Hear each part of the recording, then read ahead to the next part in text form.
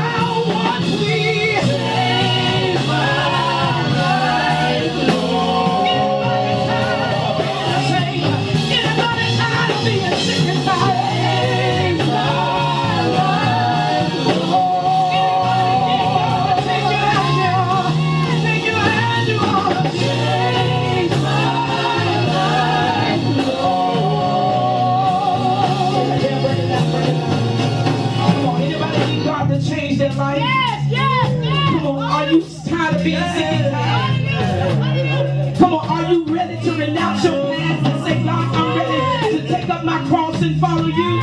Come on, if you're tired of things going the same way, how many people know that you got to draw a line in the sand and say enough is enough? You cannot have my stuff. I'm taking my joy back. I'm taking my family back. I'm taking my peace back. I'm taking my, oh, come on, y'all don't hear me. Y'all will catch that later. Come on, sing. Change my life. Change my life. Change my life. Change my life. Can't keep going the same way. Listen now, Belshazzar was a mighty man of God. He was a mighty man of God. Theologians like to say that he was King Nebuchadnezzar's grandson.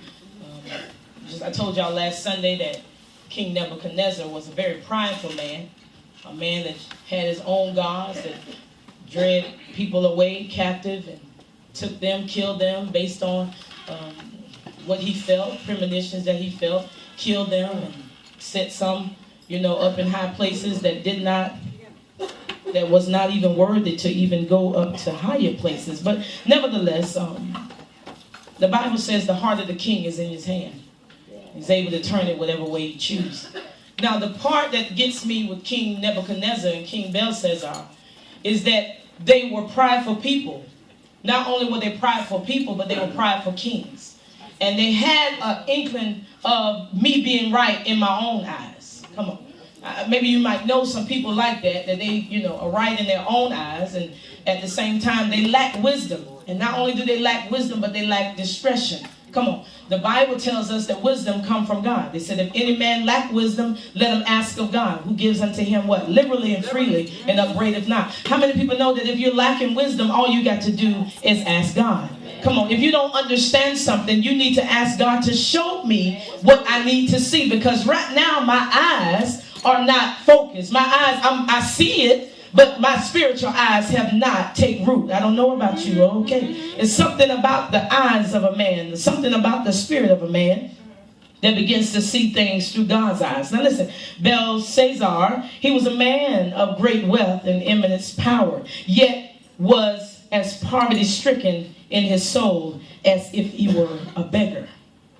He was a great ruler of a vast kingdom. Yet he was a man who was unable to rule his own heart. He was a man who was commanded fear from his objects. Others bowed down before him. Yet he had no fear of the Lord. Belshazzar walked among the wisest men of the day, yet was a man who ruled in ignorance and most important things in life. Maybe you know somebody like that. Maybe you realize that I'm around some people that they are more, what was the thing that we heard last night, y'all? They're more of a liability than they are an asset.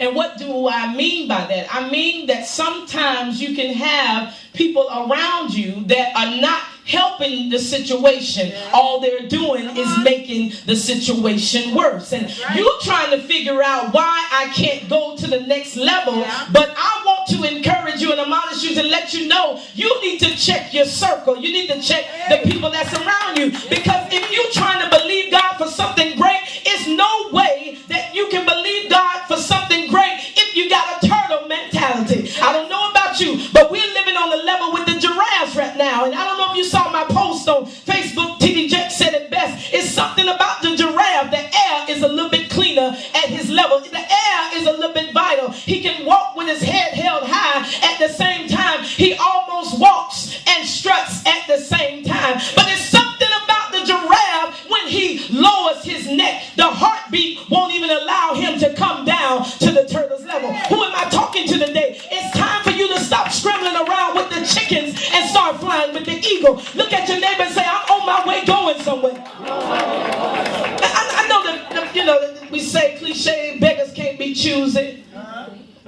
Now, if you need something, then whatever somebody gives you, you need to be appreciative for anything that somebody gives you.